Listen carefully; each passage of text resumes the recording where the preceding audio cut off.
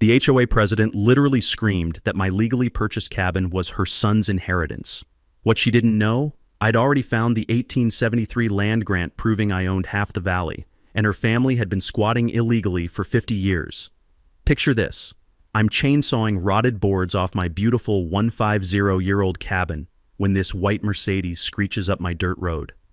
Out storms Delilah Thornwick, 50-something, blonde highlights, face red as a steamed crab.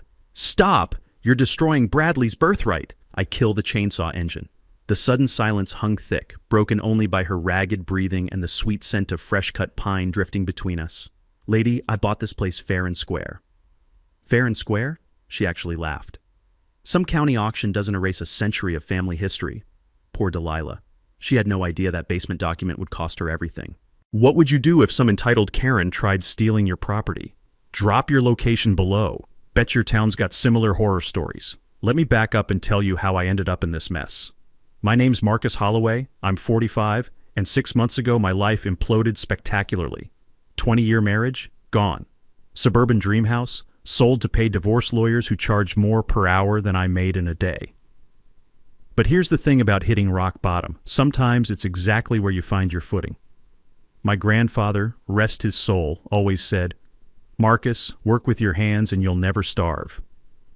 He'd taught me carpentry when I was 12, showed me how to read wood grain like scripture. When he passed, he left me his tools and $37,000 with a note, 'Build something that matters.' So there I was, scrolling county auction listings at 2 a.m. when I found her. This gorgeous 1873 log cabin estate on 15 acres in Millbrook Valley, population 847, where old money meets new McMansions in an uncomfortable stare-down. The photo showed original chestnut logs and stone foundation, but clearly neglected. The musty smell of century-old timber hit me during the preview walkthrough. These weren't just logs, they were hand-hewn beams thick as my waist, fitted with craftsmanship you can't buy anymore. I ran my calloused fingers along those rough surfaces and felt something I hadn't experienced in years, pure possibility. Auction day was beautiful chaos.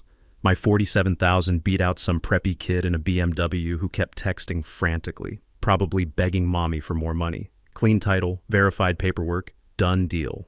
That's when Hurricane Delilah entered my life. Day 3 of renovation. I'm replacing rotted porch boards when this pristine white Escalade comes crunching up my gravel drive like it owned the place. Out steps perfection in designer jeans. Blonde highlights, manicured nails, expression like she'd stepped in something unpleasant. "Excuse me," she said, voice dripping honey over broken glass. "I'm Delilah Thornwick, president of the Millbrook Estates Homeowners Association. My husband Dean owns Thornwick Construction. Perhaps you've heard of us?" Ah, local royalty. That explained the attitude. I wiped sawdust off my flannel. "Marcus Holloway, what can I help you with?" Her smile could have cut diamonds. "Well, Marcus, this property has complications. You see, it's always been understood that this land was reserved for the Thornwick family. My son Bradley had an understanding with Mr. Henderson." "What kind of understanding?" "A gentleman's agreement. Bradley was inheriting this property. It's been in our family's sphere of influence for generations." She said our family, like announcing nobility. I pulled out my deed. "Ma'am, according to the county, Henderson died without heirs. That's why it went to auction." The mask slipped. Her country club smile vanished like smoke. "That auction was premature," she said coldly. "This property belongs with people who understand its significance, people who appreciate community standards." The way she said community standards while eyeing my work boots made my skin crawl. I'd heard that tone before, usually from supervisors explaining why blue-collar guys weren't management material. "Look, I understand you're disappointed, but I bought this legally. I'm not going anywhere." She pulled out her phone, tapped something quickly. "We'll see about that," she muttered, then clicked toward her SUV, heels tapping an angry rhythm on my stone walkway. Before climbing in, she turned back with that predatory smile. "Mr. Holloway, you clearly don't understand how Millbrook Valley works. We have standards here. I suggest you learn them quickly or you'll find permits very difficult to obtain." The Escalade roared away, kicking up dust that coated everything. As I watched those taillights disappear, the afternoon air carried the distant hum of expensive lawnmowers and the lingering scent of her overpriced perfume. I should have known right then that Delilah Thornwick wasn't just upset about losing property. She was declaring war on someone she considered beneath her station. Big mistake, lady. I'd been fighting uphill battles my whole life. Turns out Delilah wasn't bluffing about those permits. Week 2 started with a phone call that made my coffee taste like ash. Mr. Holloway, this is Janet from the county building department. We seem to have misplaced your renovation permits. Misplaced. Right, like paperwork just grows legs and walks away. I drove to the county office where Janet, a nervous woman who wouldn't make eye contact, explained that my permits had been accidentally deleted during a routine computer update. She handed me a stack of forms thicker than a small-town phone book, the paper still warm from the printer. "This'll take weeks to process," I said.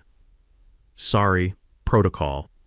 She glanced toward the back office where I could see someone's shadow moving behind frosted glass. 2 days later, while I was reorganizing my tools and cursing bureaucracy, a building inspector showed up unannounced. Frank Morrison, 40-something guy with a clipboard and the personality of wet concrete. "Got complaints about unauthorized work," he said, boots crunching across my gravel drive like he was marching to war. "What unauthorized work? I stopped everything when your office called." He walked my property like he was hunting violations with a metal detector. The sweet scent of sawdust still hung in the morning air from my last day of legal work, mixing with the earthy smell of October leaves and the faint diesel exhaust from his truck. Finally, he scribbled something and handed me a citation. "Historical structure modifications without heritage approval. Improper waste disposal." He pointed at my burn pile. 2,300 in fines. Work stoppage order effective immediately. My blood pressure spiked. That's seasoned timber. I checked the burning regulations. Anonymous complaint says otherwise. He shrugged and walked away, leaving me standing there like I'd been sucker punched. That's when I remembered something my grandfather used to say. When someone's cheating, they're probably breaking their own rules too. Time to hit the books. The county archives smelled like old paper and forgotten dreams. I spent 3 hours digging through dusty records, my fingers getting black with decades-old ink stains.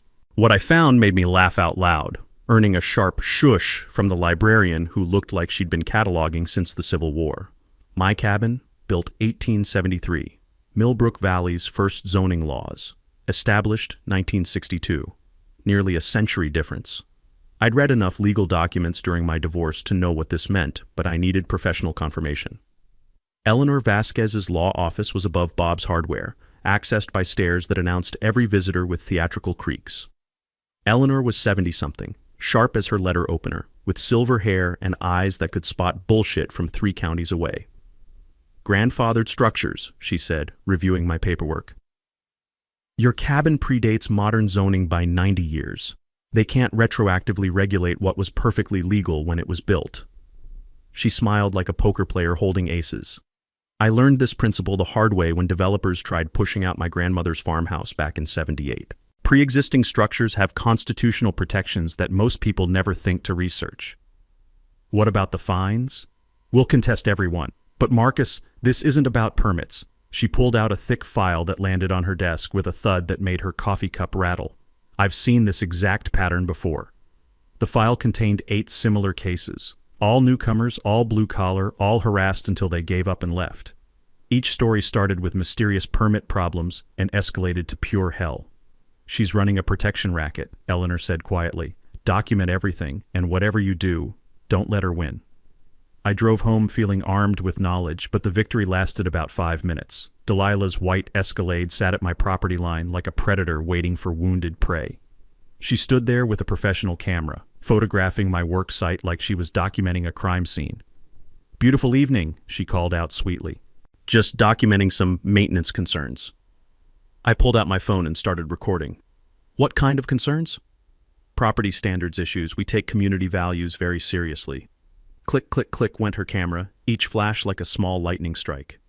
"Wouldn't want any undesirable elements affecting neighborhood property values." That word again. Undesirable.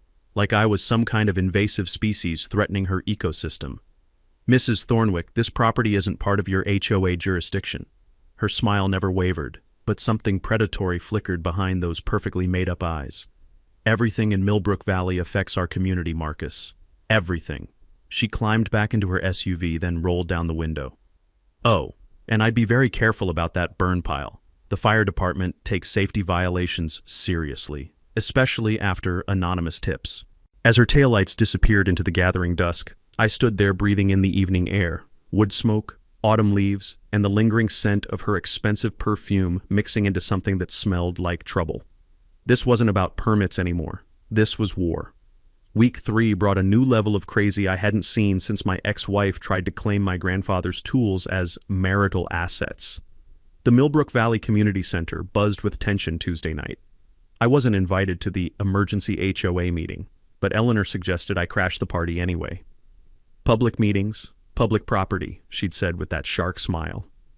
I slipped in through the back door as Delilah was setting up a PowerPoint presentation. The room smelled like burnt coffee and middle-class anxiety, with about 30 residents scattered across folding chairs that squeaked like tortured mice every time someone shifted nervously. "Ladies and gentlemen," Delilah began, clicking to a slide titled "Property Value Threats in Our Community." Her voice carried that fake sweetness that could give you diabetes. "We have a situation requiring immediate action." Click. A photo of my cabin appeared, shot from the worst possible angle to make it look like a meth lab. "This project threatens everything we've built here. Unregulated construction, fire hazards, and frankly, the kind of transient housing operation that attracts criminal elements." Transient housing? Lady, I was restoring Abe Lincoln's childhood home compared to these cookie-cutter McMansions. Click. Another slide. Proposed special assessment. $500 per household to fund legal protection of community standards. The room erupted. $500 to fight me? These people were getting fleeced, but half were nodding along like she'd just quoted scripture. That's when Mrs. Henderson, 80-something widow in the front row, raised a shaky hand. "Excuse me, dear, but wasn't that cabin built by the original settlers? Shouldn't we be preserving our actual history?" Delilah's smile could have cracked glass. "Mrs. Henderson, we appreciate your vintage perspective, but historical sentiment doesn't override modern safety concerns." I'd heard enough. I stood up from the back, and every head turned like I just announced I had leprosy. "Since you're discussing my property," I said, walking forward through air thick enough to cut, "maybe I should clarify a few things." Delilah's face cycled through more colors than a traffic light malfunction. "This is a private HOA meeting," she stammered. "Posted as public notice," I replied, showing the community website on my phone. My attorney confirmed my right to attend. That's when Eleanor herself walked in, briefcase in hand and timing so perfect it seemed choreographed. The woman had flair. "Good evening, everyone," Eleanor said pleasantly. "I believe there's been some confusion about legal jurisdiction here." She opened her briefcase with a snap that echoed like a gunshot. "I've researched this HOA's incorporation documents. Fascinating reading." She held up the founding papers. "According to these filings, Mr. Holloway's property was never legally included in Millbrook Estates' HOA jurisdiction." The room went dead silent except for the fluorescent lights humming overhead like angry wasps. "Furthermore," Eleanor continued, savoring every word, "the previous property owner, Mr. Henderson, was illegally charged HOA dues for 17 years. This organization has been collecting fees from someone who was never actually a member." Bradley Thornwick shot up from his chair like someone had electrocuted him. "That's impossible. My family has managed this community for decades." "Managed, yes," Eleanor said mildly. "Legally governed? Different story entirely." I watched Delilah's master plan implode in real time. Her PowerPoint presentation had just become evidence of harassment, and the realization was written across her face in permanent marker. "This is targeted harassment," she said, voice shaking like autumn leaves. "I'll be filing complaints with the State Bar Association." "Please do," Eleanor replied smoothly. "I'll save you the research time on my 30-year track record fighting exactly this kind of municipal overreach." The meeting dissolved into beautiful chaos. Neighbors arguing, questions flying, and Delilah packing up her laptop like the building was about to collapse. As people filed out, I caught fragments of conversation that sounded surprisingly supportive. Bob Kettering stopped by my chair, the scent of hardware store oil still clinging to his work shirt. "Hell of a show," he said quietly. "Been waiting years for someone to stand up to that woman." "Count me in if you need community support," added Martha Caldwell, the retired teacher whose eyes sparkled with rebellious joy. Outside in the parking lot, Delilah cornered me by my truck. The October air was sharp enough to sting your lungs, and her breath came out in angry puffs like a steam engine. "You think you're clever," she hissed, "but you have no idea what you're dealing with. My family built this community. We know every county commissioner, every state legislator, every business owner who matters." "Must be nice having connections," I said, climbing into my truck.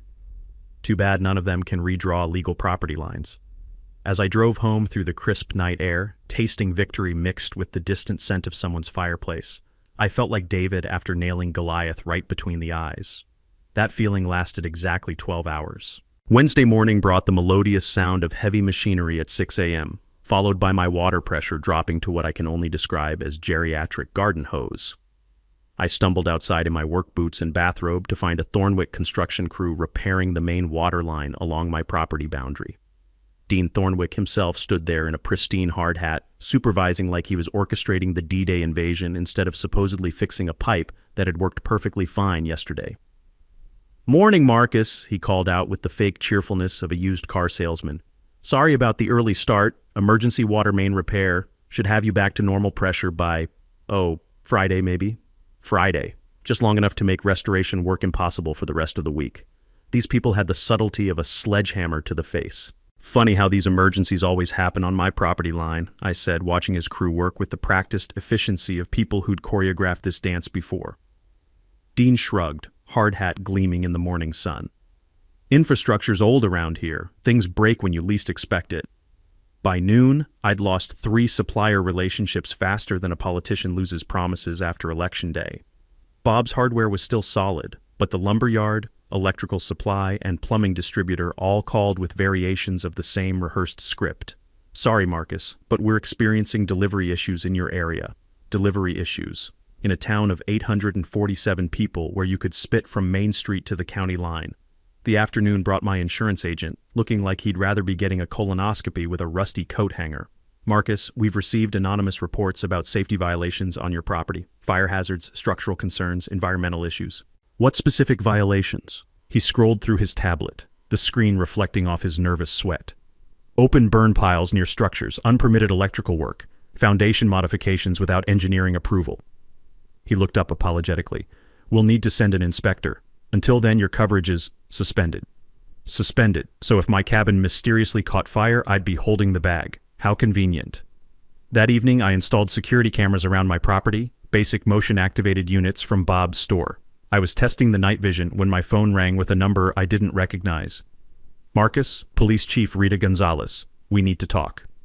30 minutes later, Chief Gonzalez sat in my kitchen, declining coffee, and radiating the kind of discomfort usually reserved for root canal patients.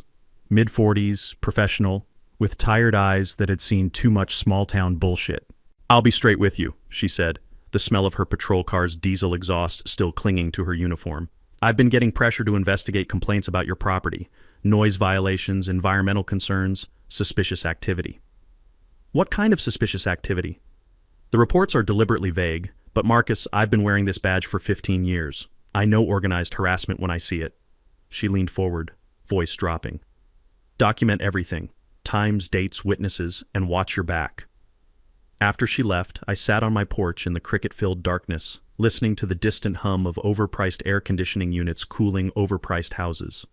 The sweet scent of honeysuckle drifted on the evening breeze, mixing with lingering diesel fumes and the faint smell of my own anger. That's when I noticed the slow-rolling car. Then again, and again. The 4th pass, I was ready with my phone camera. Bradley Thornwick's BMW crawled past at about 5 miles per hour, interior light blazing, so I could see him photographing my property like some discount private investigator. The kid had all the stealth skills of a marching band.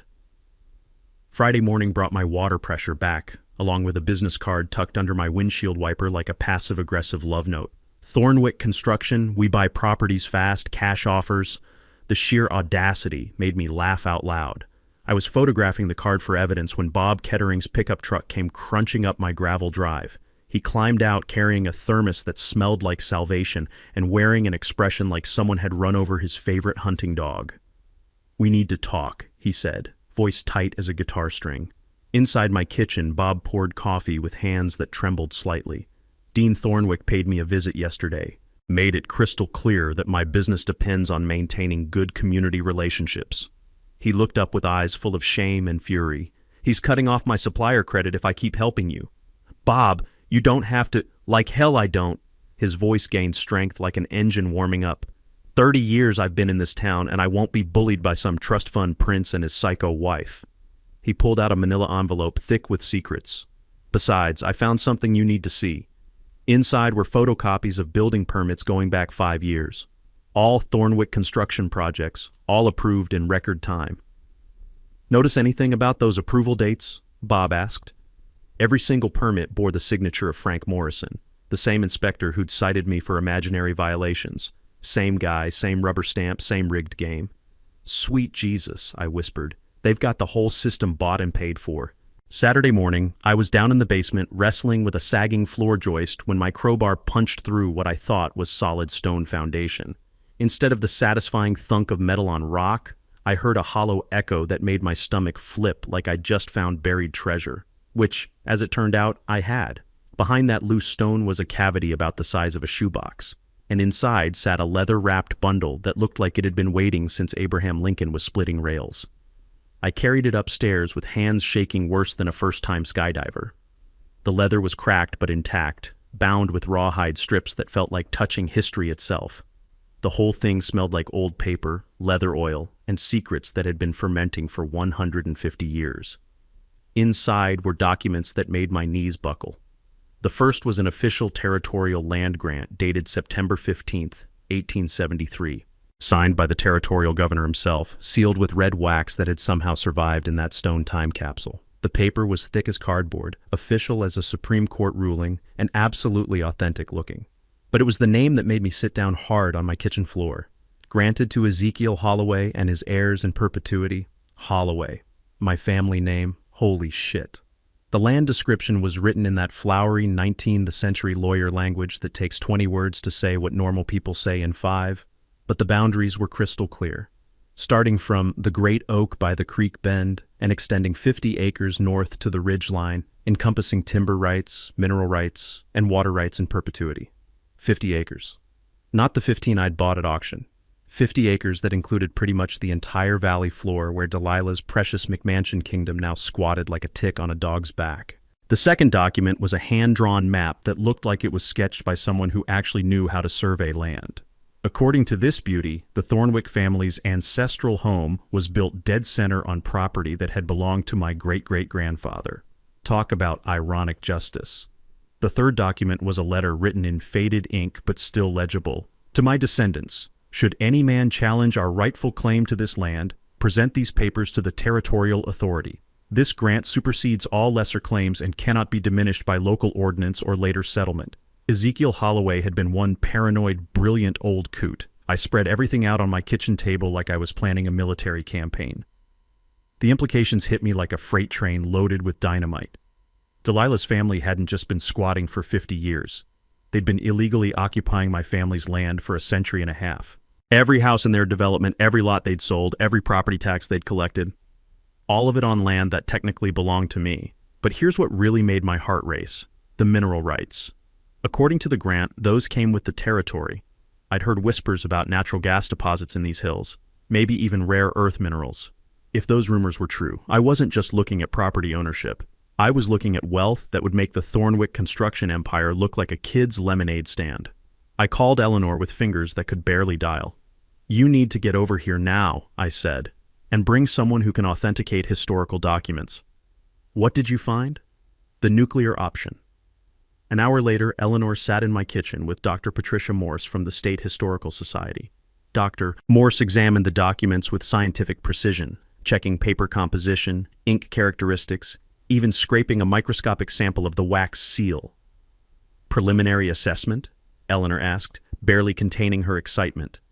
Dr. Morse looked up with eyes bright as Vegas neon. "These appear authentic. If verified, this territorial land grant would supersede any modern property claims." Eleanor's shark smile could have powered the whole valley. "Marcus, you don't just own this cabin. You own half of Millbrook Valley." Checkmate, Delilah.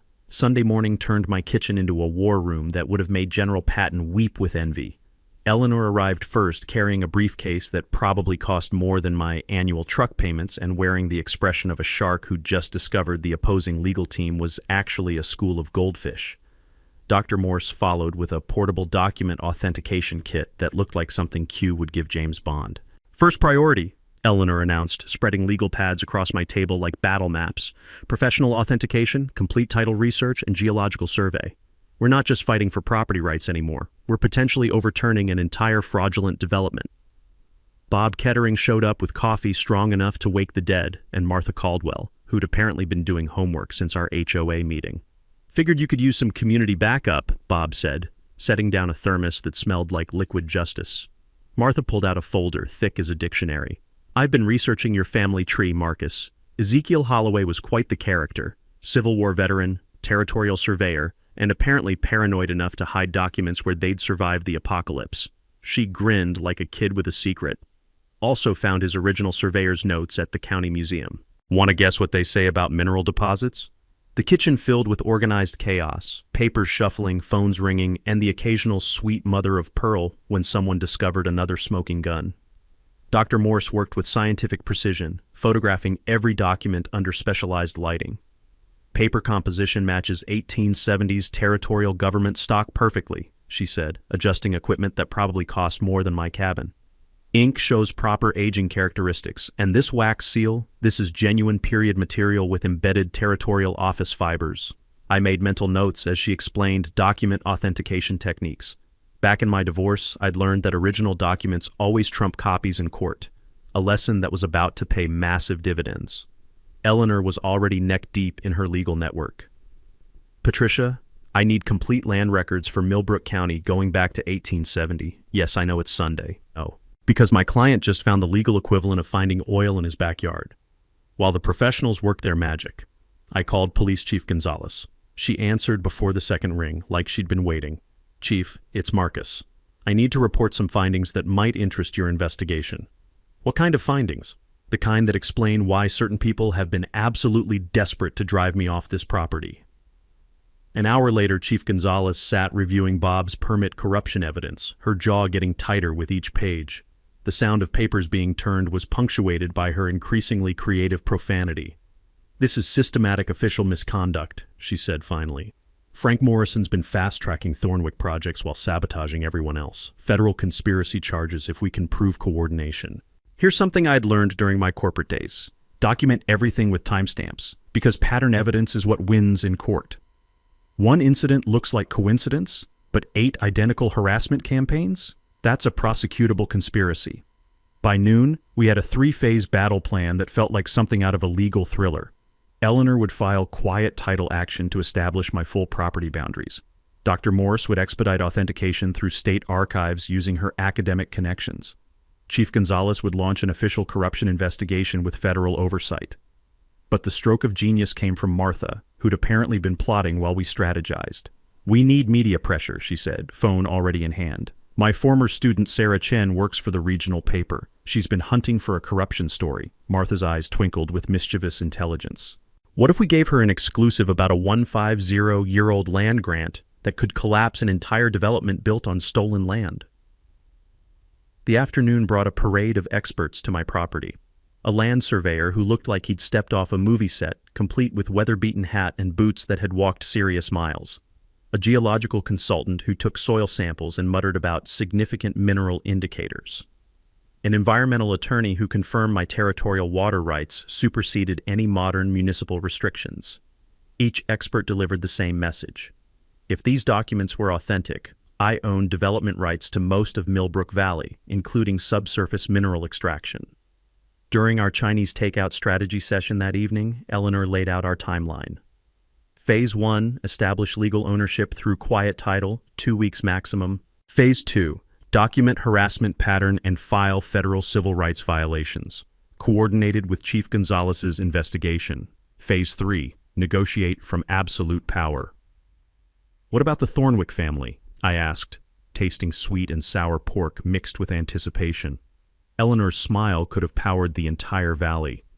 Phase 3 is where we offer them a choice. Negotiate reasonable compensation for 150 years of illegal occupation, or explain to a federal judge why they've been running a conspiracy to violate constitutional property rights. Bob raised his beer toward the ceiling. To David and Goliath, except this time David's got lawyers, evidence, and mineral rights worth more than Goliath's entire net worth. As everyone headed home, I stood on my porch breathing cool evening air scented with honeysuckle and the lingering aroma of victory planning. Tomorrow we'd stop playing defense and start crushing the opposition. Monday morning brought the sweet sound of revenge in motion, followed immediately by Delilah's desperate counterattack that made a toddler's tantrum look sophisticated. I was reviewing survey maps over coffee when the first explosion of diesel exhaust announced unwelcome visitors. A Thornwick construction crew had returned to my access road, this time with a backhoe that looked like it could relocate the Rocky Mountains. They weren't just repairing anymore. They were conducting full-scale demolition. "Road maintenance," Dean Thornwick called out when I approached, his hard hat reflecting the morning sun like a beacon of premium-grade bullshit. "County contract. This access road doesn't meet current safety standards." I watched them tear up gravel that had been perfectly fine since Ulysses S. Grant was president, creating ruts deep enough to hide a Volkswagen. The smell of diesel fuel mixed with churned earth and my own rising anger created an aroma that screamed economic warfare. "Funny timing," I said, phone already recording. "Day after I file legal papers establishing ownership of half the valley." Dean's smile had all the warmth of a morgue freezer. "Pure coincidence. Should be fixed by, couple weeks maybe, weather permitting." 2 hours later, my septic system backed up with the enthusiasm of a broken dam. The emergency plumber, one of the few contractors not terrified of Thornwick retaliation, found something that made him curse in 3 languages. "Someone stuffed a bunch of rags down your cleanout," he said, pulling out what looked like an entire wardrobe. This was intentional sabotage, no question about it. The repair bill, $4,000. The message, "We can make your life hell in ways you haven't imagined yet." That afternoon brought a parade of official harassment that would have impressed Stalin's secret police. State environmental inspector checking for chemical contamination. Fire department safety officer investigating structural hazards. County health department official documenting sanitation concerns. Even some poor bastard from the agriculture department checking for unpermitted livestock operations. I didn't own any livestock unless you counted the family of raccoons that had adopted my garbage cans. Each inspector arrived with suspicious timing, identical vague, anonymous complaints, and barely concealed disappointment when they found nothing wrong. The sound of clipboards scraping against citation forms became the soundtrack of bureaucratic persecution. "This is military-level coordination," Eleanor said when I called after Inspector Number 6 left empty-handed. "They're carpet bombing you with regulatory harassment, hoping something explodes in their favor. Or hoping I'll crack under pressure and take their money. Wrong target. I've been watching you operate, Marcus. You're the kind of stubborn that gets historical monuments built." That evening, while I was grilling a burger and pretending my life wasn't under siege, I spotted movement in my tree line. Security cameras don't lie, and mine showed 3 figures in dark clothing moving through my woods like discount ninjas having their first stealth lesson.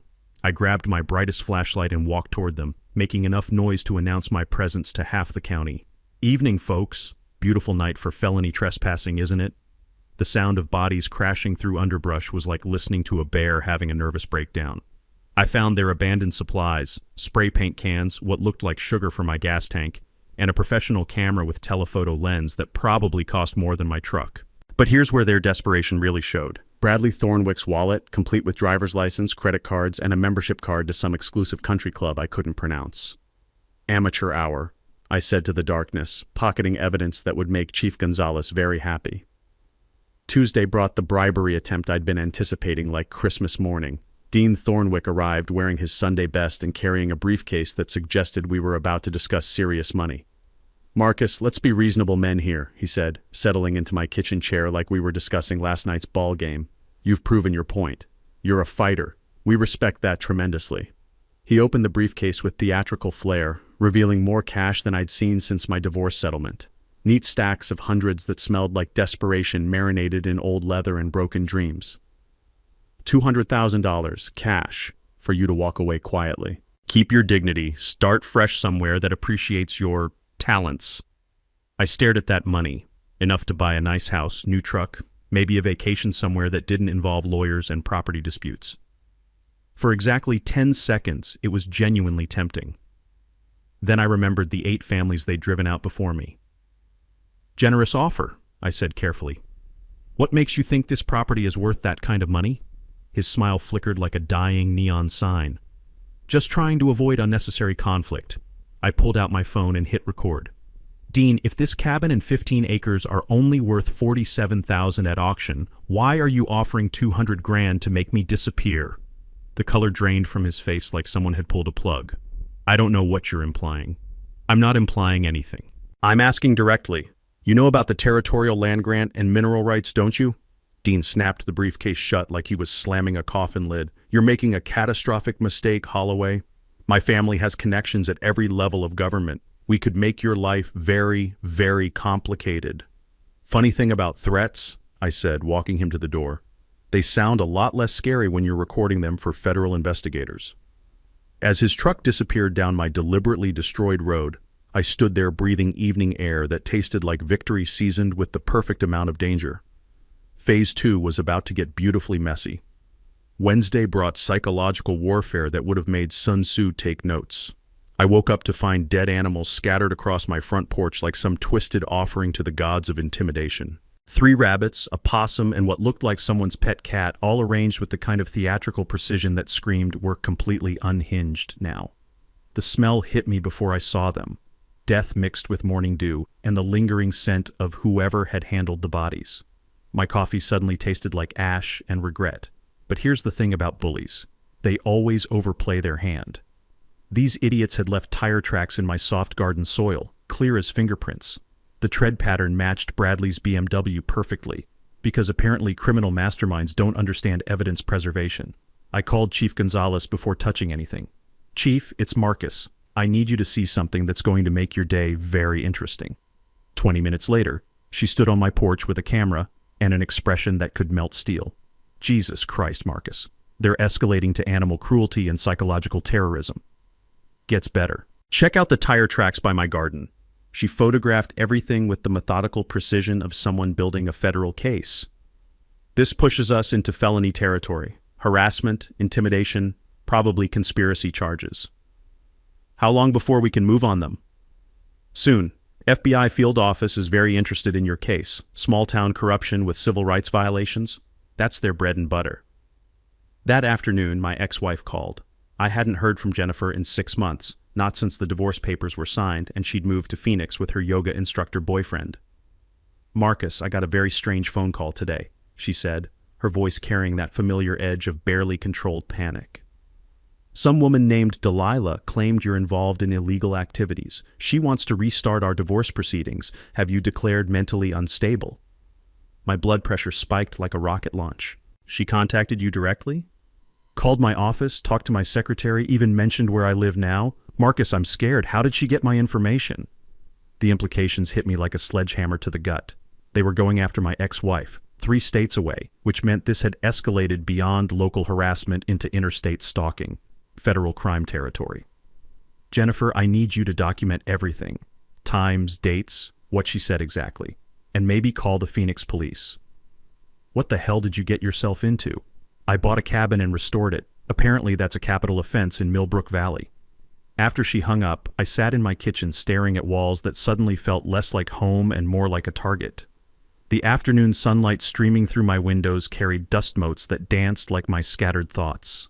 That evening brought the final escalation I should have seen coming. I was grilling dinner when I smelled something that didn't belong, gasoline mixed with the evening breeze.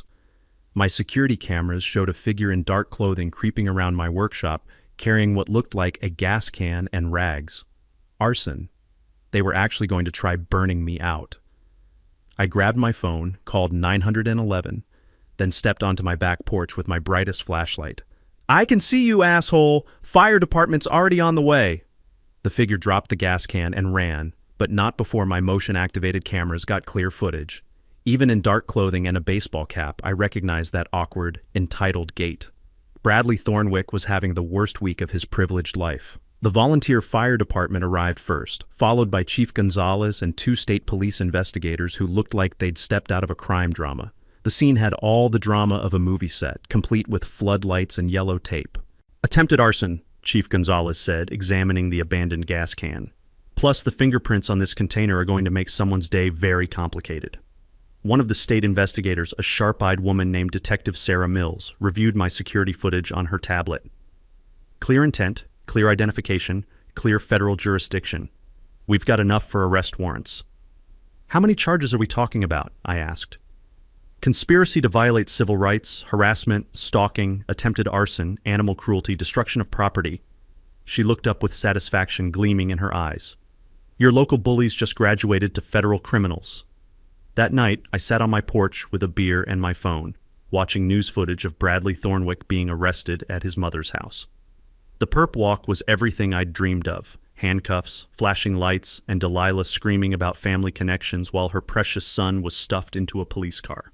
The local news reporter, a young woman with serious ambition, stood in front of the Thornwick mansion delivering lines that sounded like poetry.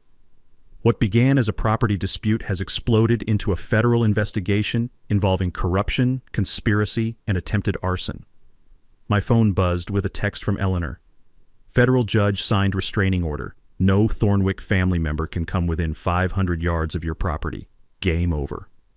I raised my beer to the night sky, breathing in air that finally smelled like freedom instead of diesel exhaust and threats. Tomorrow would bring the public reckoning I'd been planning for weeks. Thursday evening's emergency town hall meeting packed the Millbrook Valley Community Center like a heavyweight championship fight, except the stakes were higher and the crowd hungrier for blood. 300 residents crammed into a space designed for half that number, with regional media crews setting up cameras and state representatives arriving in black sedans that screamed political damage control.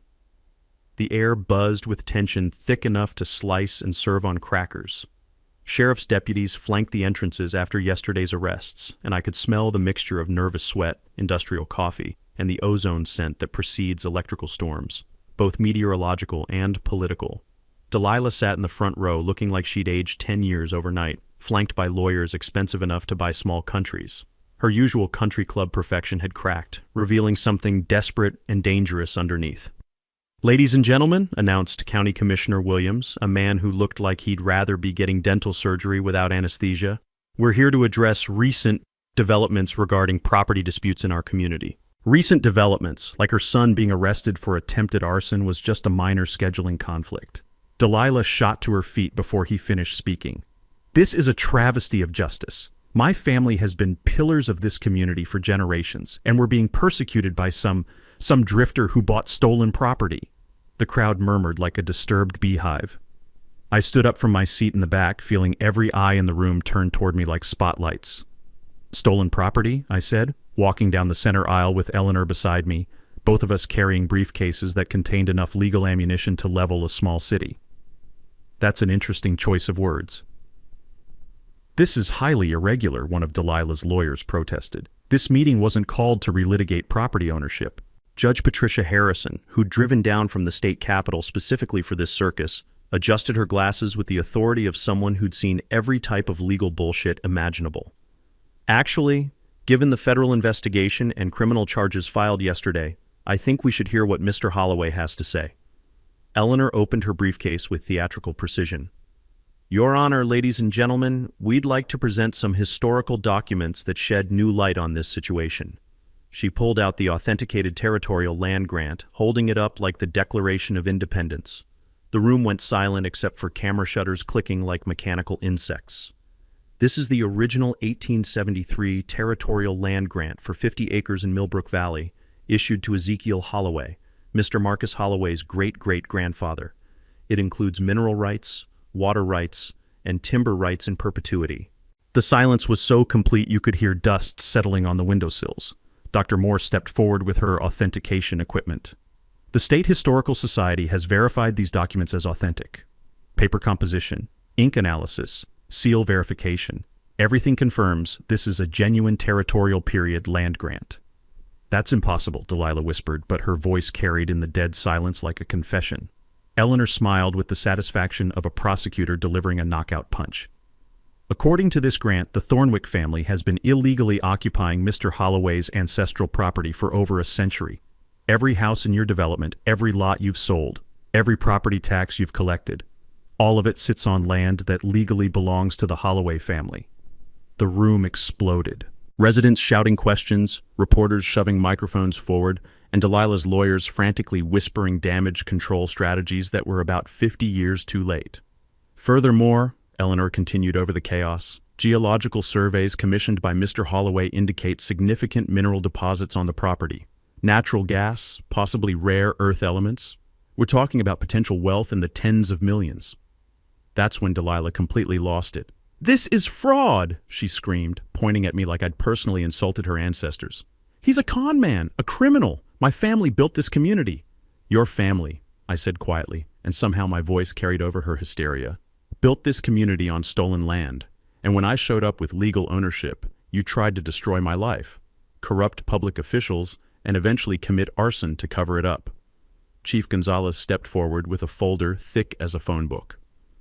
"Mrs. Thornwick, I'm also here to announce that the FBI has opened a federal investigation into conspiracy to violate civil rights, official corruption, and organized harassment. Your son Bradley has been charged with attempted arson, and we have warrants for your husband's arrest on corruption charges."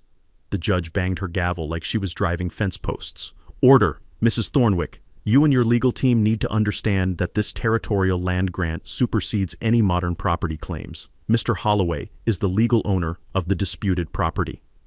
Delilah collapsed into her chair like someone had cut her strings, the fight finally draining out of her along with her family's century-long grip on Millbrook Valley. "In addition," the judge continued, "given the pattern of harassment and intimidation documented by law enforcement, I'm issuing a permanent restraining order. No member of the Thornwick family may approach Mr. Holloway or his property." As the crowd filed out, buzzing with shock and vindication, I stood there breathing air that finally tasted like justice served with a side of sweet, sweet revenge. 6 months later, I stood on the restored porch of my cabin, watching the first annual Millbrook Valley Heritage Festival unfold across the meadow where Delilah's McMansion development used to cast its ugly shadow. The Thornwick family had accepted a plea deal that read like poetic justice. Dean got 2 years for corruption and conspiracy. Bradley received probation and community service, specifically 500 hours helping restore historical properties. Delilah herself faced federal civil rights charges and agreed to sell their construction company to pay restitution to the 8 families they'd driven out over the years. But the real victory was watching my community heal. Martha Caldwell had organized the Heritage Festival with the enthusiasm of a woman who'd waited 70 years to celebrate authentic local history instead of manufactured country club nonsense. The air filled with the sounds of bluegrass music, children laughing, and the sizzle of Bob Kettering's famous barbecue that smelled like heaven seasoned with redemption. "Not bad for a guy who just wanted to restore a cabin," Eleanor said, joining me on the porch with 2 beers that sweated in the June humidity. She'd become more than my lawyer. She was family now, along with Bob, Martha, and Chief Gonzalez, who'd been promoted to county sheriff after the corruption investigation cleaned house. The cabin itself had become something magical. With the mineral rights lease money, turned out those gas deposits were worth about $12 million. I'd completed the restoration to museum quality while adding modern conveniences that would make Ezekiel Holloway proud. Every beam told a story, every room breathed history, and the whole place hummed with the satisfaction of justice served cold. "You know what the best part is?" I asked Eleanor, watching families explore the heritage center we'd built in the old barn. "Those kids are learning real history. Not some sanitized country club version, but the actual story of ordinary people building extraordinary things." The Heritage Center had become a regional attraction, drawing visitors from 3 states to see authentic 1870s craftsmanship and learn about territorial period settlement. The educational programs funded college scholarships for local students studying trades, history, or law, because every community needs people who understand both building things and protecting rights. Sarah Chen, the journalist who'd broken the corruption story, had moved to Millbrook Valley permanently after falling in love with both the story and the storyteller. She stood near the Heritage Garden interviewing visitors for her upcoming book about small-town corruption and the power of ordinary citizens to fight back. "Marcus," called Bob from his barbecue station, waving a spatula like a conductor's baton. "Get down here and tell these folks about finding those documents." I walked down into the crowd, the wooden steps creaking under my boots, a sound that still made me smile after months of hearing it. The festival visitors gathered around, faces bright with curiosity and the universal love of a good David versus Goliath story. "Well," I began, falling into the rhythm of a tale I'd told dozens of times but never got tired of sharing. "Sometimes when you're just trying to fix a sagging floor, you end up changing everything." As I recounted the basement discovery, the legal battles, and the federal investigation that followed, I watched faces light up with the recognition that ordinary people could still win against corrupt systems. These weren't just entertainment stories. They were instruction manuals for anyone facing similar battles. The afternoon sun slanted through the oak trees Ezekiel Holloway had probably climbed as a boy, casting shadows that danced across soil that had finally returned to its rightful family. The scent of barbecue smoke mixed with honeysuckle and the distant sound of children playing where intimidation and threats had once poisoned the air. Later that evening, after the last visitor had gone home and the cleanup was finished, I sat on my porch with Sarah, watching fireflies begin their nightly dance above the meadow. "Any regrets?" she asked, her hand finding mine in the comfortable darkness. I thought about it seriously. The stress, the threats, the months of legal battles that had aged me years and weeks. Then I looked at my restored cabin, thought about the families getting justice and the community healing, and felt the weight of documents that had waited 150 years for the right descendant to find them. "Not a single one," I said. "Sometimes, fighting for what's right is the only choice that lets you sleep at night." Now, if you've got your own HOA nightmare story, drop it in the comments below. Because bullies only win when good people stay quiet. And hit that subscribe button for more stories about ordinary folks who refused to back down when corruption came knocking. Trust me, there are plenty more where this came from.